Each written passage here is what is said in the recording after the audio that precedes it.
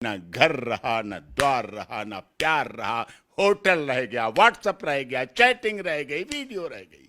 Bed के गद्दे के ऊपर बैठकर रात भर रगरेलियां मनाई जाती हैं। जब महिला ऊपर पहुंचती है फिर पति को वो राजा नहीं बनाना चाहती है, वो राजा बना हुआ पति पसंद नहीं करती। वो कहती मैं सिर्फ रानी रहूं, ये तो सेवक रहे। क्या लोग कहते हैं पता, वो जा रहा है ना आदमी, उसकी बीबी दूसरे के साथ भाग गई, तो मरने को तो जी उसका उसी समय हो जाता है जब जिंदा लाश बन, जिंदा नहीं रहता है, वो जिंदा लाश बन के रह जाता है। जिंदा लाश की तरह लुढ़कता रहता है, चलता रहता है, लुढ़कता रहता है, चलता रहता है। ये आम आदमी के जीवन की सच्चाई है। अब लोग कह रहे बेटी को तो पढ़ाओ, बहू को ना पढ़ाओ, ना बाबा ना बहू को नहीं पढ़ाएंगे। इतनी ऐसी महिलाएं हैं आपको बताऊं जो साल में 3-3 केस दर्ज कराती है। आजकल सब चीजें सामने हैं, एक्सपोज हो जाती हैं, और मैंने कितनों को अंदर करा रखा है, जेल में सड़ रही हैं। तो ये धोखे, प्यार के धोखे आलोक ने सहे रो रो के। पूज्य पिताजी ने गांव में जाकर पता करके शादी तय की थी। लड़का भी तो जिम्मेदार है इसमें सर। लड़का तो गलत है ही, आराम से रहता, ना पढ़ाता लिखाता, आराम से बच्चियों को पालता, सैलरी में गुजारा करता। करोड़ों लोग ऐसे रह रहे हैं, उसने भी तो सपने देखे। सर एक मामला सोशल मीडिया पर काफी तूल पकड़ रहा है। एसडीएम है ज्योति मौर्य और उनके पति हैं आलोक मौर्य, दोनों के बीच विवाद है, एक दूसरे पर आरोप प्रत्यारोप जारी है। आप सब हर मामलों को देखते हैं, आपका क्या अनुभव बता रहा है इस पूरे मामले पर, ज्योति और आलोक के विवाद पर? आलोक पीड़ित पति है, परेशान पति है, दुखी है, बेसहारा है, वक्त का मारा है। उसने बड़ी मेहनत की है अपनी पत्नी को आगे बढ़ाने। मेहनत तो खैर अपनी पत्नी के लिए की थी, किसी और के लिए तो किया नहीं, पड़ोसी के लिए तो किया नहीं, अपने भाई बहन के लिए तो किया नहीं, पत्नी के लिए किया। अब पत्नी के लिए किया और पत्नी ने धोखा दे दिया, तो ये धोखे, प्यार के धोखे आलोक ने सहे रो रो के। किसी को अपनी कोई पत्नी को कोई ऊपर ना पढ़ाए, ज़्यादा ना पढ़ाए, आगे ना बढ़ाए, एसडीएम एडीएम ना बनाए, बस वहीं तक रखे। इसका यही है वर्त।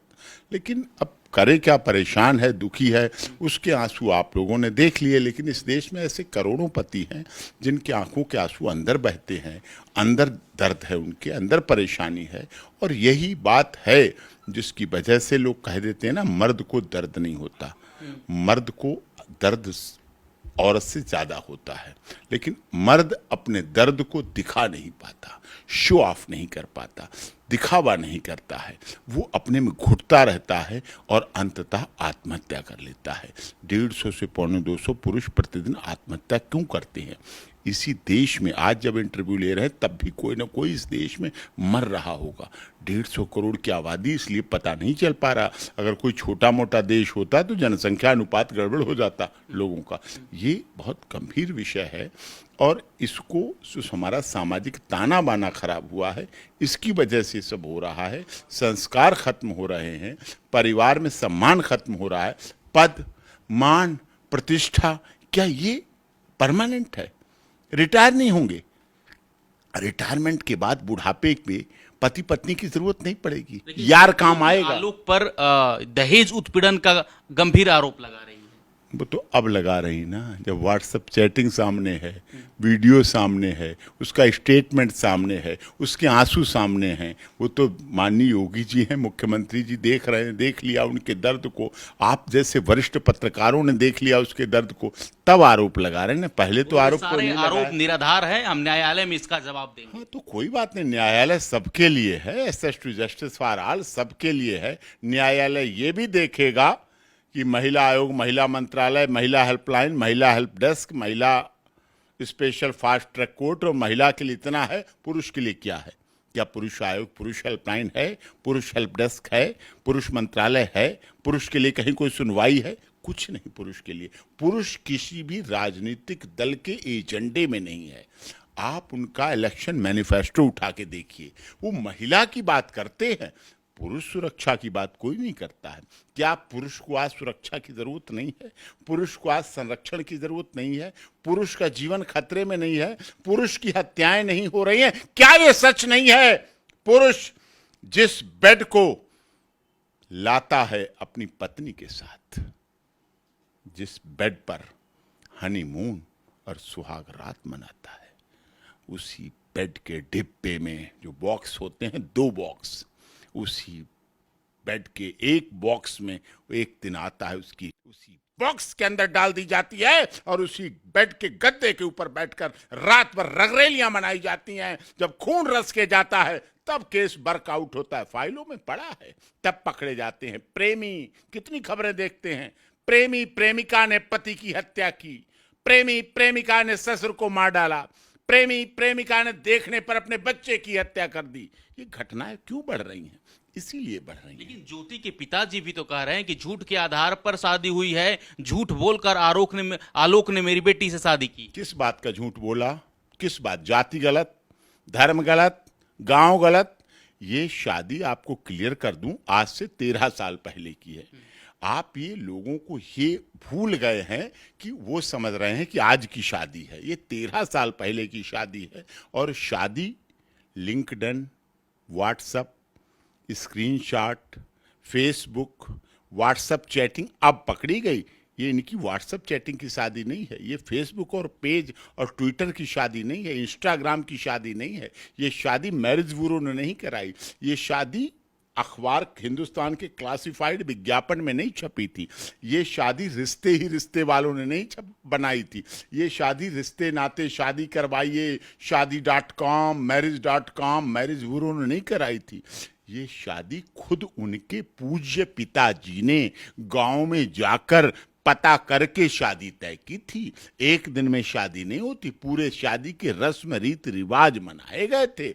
और गांव की सभ्यता संस्कृति ऐसी, जब कोई व्यक्ति गांव में घुसता है, एंट्री करता है, तो वो गांव में जब किसी के घर के बारे में पूछता है तो वो सारा डाटा ले लेता है। सारा बायोडाटा छपता नहीं है, बायोडाटा दिमाग में आ जाता है। आज की शादी नहीं कि पब में मिले डांस करते हुए, क्लब में मिले हुक्का पीते हुए और पता किया चलो कल शादी करते हैं, मंदिर में करते हैं। ये वो शादी नहीं थी जो चलते फिरते मिल गई हो, इस पे मोबाइल पे आई लव यू भेज के हो गई हो, शादी.com में प्रपोजल भेज के हो गई हो। ये शादी एसडीएम साहिबा की नहीं थी। ये शादी एक अच्छी संस्कारित धर्म रीति रिवाज को मानने वाली लड़की कन्या की शादी, एक बेटे से शादी थी जो कि उस समय का चतुर्थ श्रेणी कर्मचारी था। उस समय जब कोई बिल्कुल बेरोजगार हो तो उसके लिए चतुर्थ श्रेणी कर्मचारी भी बहुत महत्व रखता है। अब लोग कहते हैं सफाई कर्मचारी था।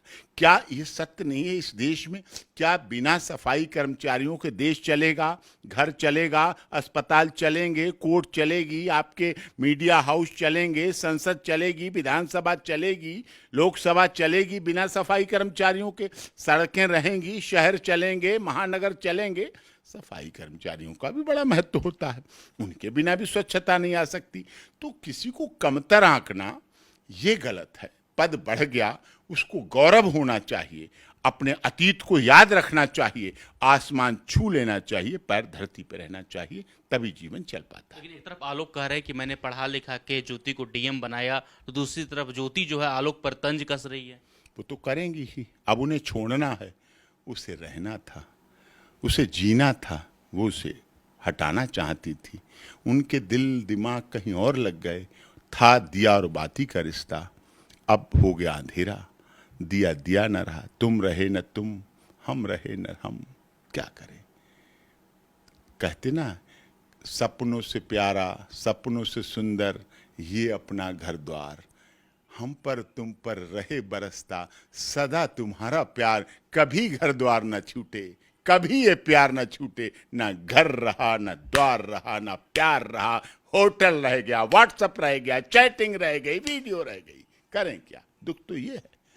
तो क्या वजह, इसके पीछे क्या कारण हो सकता है सर? इसकी वजह से आधुनिकता की दौड़, पिक एंड चूज का फार्मूला, लिव इन रिलेशन का बिगड़ता हुआ कानून, पाश्चात्य सभ्यता, आधुनिकता की तरफ बढ़ते हुए लोगों इसमें लड़का भी तो गलत होता है ना, लड़का भी तो जिम्मेदार है इसमें सर। लड़का तो गलत है ही, आराम से रहता, ना पढ़ाता लिखाता, आराम से बच्चियों को पालता, सैलरी में गुजारा करता। करोड़ों लोग ऐसे रह रहे हैं। उसने भी तो सपने देखे, सपने देखे, सपने टूट गए, इसीलिए आंसू आ रहे हैं। तो ज्योति भी तो मेहनत से पढ़ाई की। पढ़ाई की, पढ़वाया तभी तो पढ़ाई की। अगर वो अपने आप ही पढ़ाई कर लेती तो शादी क्यों की थी? शादी से पहले भी बहुत लड़कियां पढ़ती हैं। बेटी पढ़ाओ चल रहा है अभियान, बेटी बचाओ बेटी पढ़ाओ। अब लोग कह रहे बेटी को तो पढ़ाओ, बहू को ना पढ़ाओ, ना बाबा ना बहू को नहीं पढ़ाएंगे। अब तो ये नारा चल रहा है। ये नारा क्यों चलाना पड़ा लोगों को? बहुत सारे मीडिया में ऐसी खबरें आई सर कि बहुत सारे पति ने अपने पत्नियों को जो पढ़ाई कर रही थी, यूपीएससी की तैयारी कर रही थी, उसको वापस बुला लिया गया। क्या करते? अब पति रहें कि ये आलोक मौर्य बने? घर में इज्जत है, सबकी सम्मान है, उन्होंने बेचारों ने हाथ पैर जोड़ के बुला लिया, आ जाओ रानी। अभी तो आ भी गई हो, सिलेक्शन होने के बाद फिर कौन आएगा? फिर तो आएंगे सिर्फ और सिर्फ डाइवोर्स के पेपर, और डाइवोर्स के पेपर पे एग्री नहीं होगा तो 50 लाख का दहेज। अब लौट चलें घर को, बस इतने में ही। तो आईएएस बनने का आलोक मौर्य को भी ऑफर कोचिंग संस्थानों द्वारा दिया जा रहा है कि तुम भी आईएएस बनो, बराबरी करो। अब कोचिंग संस्थान भी जानते हैं क्या उसकी मौर्य की उम्र रह गई, क्या उसकी योग्यता रह गई, क्या घर में काम करते करते पैसे जोड़ते जोड़ते क्या उसका व्यवहार रह गया? अब क्या वो आईएएस बनेगा? कहने को तो कुछ भी है, कुछ भी कह लो किसी को। अब वो अपनी बेटियों को पढ़ाए, अपने बूढ़े माँ बाप को देखे, मुकदमा लड़े, अपनी नौकरी से पेट पाले, अपने बूढ़े माँ बाप को दवा और इलाज कराए, और समाज की तोहमत सहे। क्या लोग कहते हैं पता? वो जा रहा है ना आदमी, उसकी बीवी दूसरे के साथ भाग गई। वो जा रहा है ना लंबा लंबा सा, वो हीरो हीरो सा लग रहा है, उसकी बीवी दूसरे के साथ उसके साथ भाग गई, चली गई। वो पीछे सुनता है, जिसे कहते हैं ना मर्द, वो सुनता है पीछे बोल रहा है व्यक्ति, लेकिन आगे बढ़ता चला जाता है, चलता जा रहा है, सोचता है मेरे बच्चे हैं, मेरे बूढ़े माँ बाप हैं, मेरा घर है। नहीं तो मरने को तो जी उसका उसी समय हो जाता है कि अब जिंदा लाश बन, जिंदा नहीं रहता है, वो जिंदा लाश बन के रह जाता है। जिंदा लाश की तरह लुढ़कता रहता है, चलता रहता है, लुढ़कता रहता है, चलता रहता है। ये आम आदमी के जीवन की सच्चाई है। आलोक मौर्य अकेला नहीं है ऐसा। इस देश में करोड़ों लोग ऐसे हैं, करोड़ों की संख्या में लोग हैं जो या तो सेवक बन गए, दास बन गए, गुलाम बन गए। अगर उन्होंने पति बन के रहना किया तो बर्दाश्त नहीं होता है। महिला को कभी भी जब भी मान सम्मान ऊपर का मिलता है, अधिक मिलता है, जैसे उसका बढ़ता है मान सम्मान, पद, गरिमा, पोस्ट बढ़ती है, वैसे ही पति को, क्योंकि इस देश में क्या है, लोग पत्नियां, अनपढ़ पत्नियों को, कम पढ़ी लिखी महिलाओं को इस देश में राष्ट्रपति, प्रधानमंत्री, बड़े बड़े मंत्री, बड़े बड़े सांसद, न्यायाधीश, विद्यालयों के प्रोफेसर, कुलपति, व्यापारी, अभिनेता, राजनेताओं की पत्नियां कम पढ़ी लिखी नहीं। इस देश के इतिहास में पहले महिलाओं की इतनी शिक्षा नहीं थी, कम पढ़ी, लेकिन उन सब लोगों ने अपनी उन पत्नियों को रानी और महारानी बना के रखा।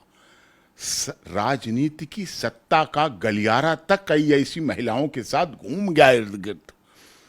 आज देश में सबसे अधिक प्रॉपर्टी की मालकिन महिलाएं हैं, गाड़ियों के रजिस्टर्ड ऑनर महिलाएं हैं, बैंक में एफडीआर महिलाओं के नाम है। तो क्या गलत है? कौन गलत कहा? मैं तो कहा खुश हो रहा था ना, आपको गलत लग जाता है। मैं खुश होकर बोलता हूं, आपको गलत लग जाता है। ये खुशी की बात है, तभी तो मैं आपसे शेयर करता हूं, शेयर कर रहा हूं, ये खुशी की बात है। लेकिन जब महिला ऊपर पहुंचती है, फिर पति को वो राजा नहीं बनाना चाहती है। वो राजा बना हुआ पति पसंद नहीं करती, वो कहती मैं सिर्फ रानी रहूं। ये तो सेवक रहे, ये सेवकत्व में रहे। मेज पहुंच, पानी ला, बच्चों की पोटी करा, देख बेल बजी कौन आया, चाय लेके आओ, वहाँ जाना है फंक्शन में, वो तैयार कर दो, ये बच्चों को तैयार कर दो, जब मैं आऊँगी तो ये तैयार करके रखना, वो आएंगे उनको चाय पिलाना बैठाल के, आऊँगी वापस। वो ये करता है तो ठीक रहता है, अच्छा है, चलता है। कुछ लोग चला रहे हैं, चलाना चाहिए, दिया और बाती की तरह है, कैसे भी चला लो साहब, हंस के चला लो, रो के चला लो, गा के चला लो, मुस्कुरा के चला लो, सिर पटक पटक के चला लो। कुछ लोग सिर पटक के चला रहे हैं, कुछ लोग रो के चला रहे हैं, कुछ उसी को अपने जीवन का रूटीन बना लिया है, उसी में चला लिया है। लेकिन अच्छा ये नहीं है। अच्छा होता हमारे देश की महिलाएं आज भी सीता, सावित्री, गार्गी, अपाला, अनुसुईया, रजिया सुल्ताना, झांसी की रानी, लक्ष्मीबाई, पद्मावत, हाड़ा रानी जैसा इतिहास हमारे देश की महिलाओं का रहा है। और वो इतिहास ज्वलंत है, जीवंत है, जागृत है, और उसके आधार पर भी चले तो शायद देश सोने की चिड़िया, जगत गुरु ज्यादा अच्छा बन पाए। और मैं समझता हूं तभी मोदी जी का सपना कि सबका साथ, सबका विकास, सबका विश्वास और सबके साथ न्याय तभी पूरा हो पाएगा जब इस देश के पुरुषों को भी विकास होगा, पुरुषों को भी विश्वास में लिया जाएगा, पुरुषों के साथ भी न्याय होगा और पुरुषों की भी न्याय में भागीदारी होगी। पुरुषों के साथ इस तरह से का विभेदकारी कानून संविधान में नहीं लिखा है। डॉक्टर भीमराव अंबेडकर संविधान निर्मात्री सभा के अध्यक्ष रहे। उन्होंने कभी ऐसा नहीं चाहा कि पुरुष और महिला में भेद हो, लेकिन आज भेद दिख रहा है, आज भेद सामने आ रहा है। पुरुष पर जब यौन शोषण और अखबार में बड़ी बड़ी फोटो छाप दी जाती है, जिंदा लाश बन जाता है, महिला का न नाम देते हैं आप जैसे चैनल वाले, न नाम छापते हैं, न नाम देते हैं, और मफल्ड पेश करते हैं। यहां भी डाटा, वहां भी डाटा करके महिला का चेहरा भी नहीं दिखाया जाता है। पुरुष 10 साल, 6 साल, 8 साल बाद मुकदमा चलने के बाद बाइज्जत बरी हो जाता है। तब आपके चैनल गूंगे हो जाते हैं, बहरे हो जाते हैं, अखबारों में पेज नहीं रहता है कि उसको बाइज्जत बरी की खबर को प्रमुखता से छाप दें, दुनिया को बता दें कि बरी हो गया है। पहले तो आपने यौन शोषण के आरोपी को बहुत बड़ा चढ़ा के दिखा दिया, लेकिन उसके बाद नहीं दिखाना चाहते, नहीं बताना चाहते। आप भेद करते हैं, आप उसके साथ टॉर्चर करते हैं, हरेसमेंट का मामला कहां तक जाएगा? अरे कितनी ऐसी महिलाएं हैं आपको बताऊं जो साल में 3-3 केस दर्ज कराती हैं, 10-10, 12-12 केस दर्ज कराए, पैसे सेटलमेंट लिया, लेकिन एक्सपोज हो जाती हैं। आजकल सब चीजें सामने हैं, एक्सपोज हो जाती हैं, और मैंने कितनों को अंदर करा रखा, जेल में सड़ रही हैं। धंधे करने वाली जेलों में हैं, झूठे केस करने वाली, टॉर्चर करने वाली, ब्लैकमेल करने वाली, एक्सटॉर्शन करने वाली अंदर हो रही हैं। अब कानून बदल रहा है, परिवर्तन हो रहा है। आपने देखा स्वामी चिन्मयानंद सरस्वती उत्तर प्रदेश केस था, शिकायतकर्ता अंदर गई, पता चला हाथरस प्रकरण, झूठा आरोप लगाया गया था, बाइज्जत बरी हुए अलीगढ़ से, हुआ ना, तो दिख रहा है सबको। ये वो केस है जो मैंने लड़े और जीते। इसलिए अब देश में निश्चित तौर पर मानिए जल्द ही पुरुष आयोग भी बनेगा, पुरुष हेल्पलाइन और पुरुष हेल्प डेस्क भी बनेगा, और ये बनना जरूरी है। कम से कम सरकार ये तो जान ले, एक नंबर तो जारी कर दे कि कोई पुरुष अगर मरता भी है, कम से कम इस देश का नागरिक है, मतदाता है, मोदी जी के शासनकाल में रह रहा है, केजरीवाल को मुख्यमंत्री मान रहा है, एक नंबर तो जारी कर दें कि वो मरते से पहले तो अपनी बात तो कम से कम कह दे कि मैं इसलिए मर रहा हूं, इस दुख में मर रहा हूं। उसकी मौत भी बेकार चली जाती है, कोई नहीं उसको रिकॉर्ड में लेता है। ठीक है, धन्यवाद सर, धन्यवाद।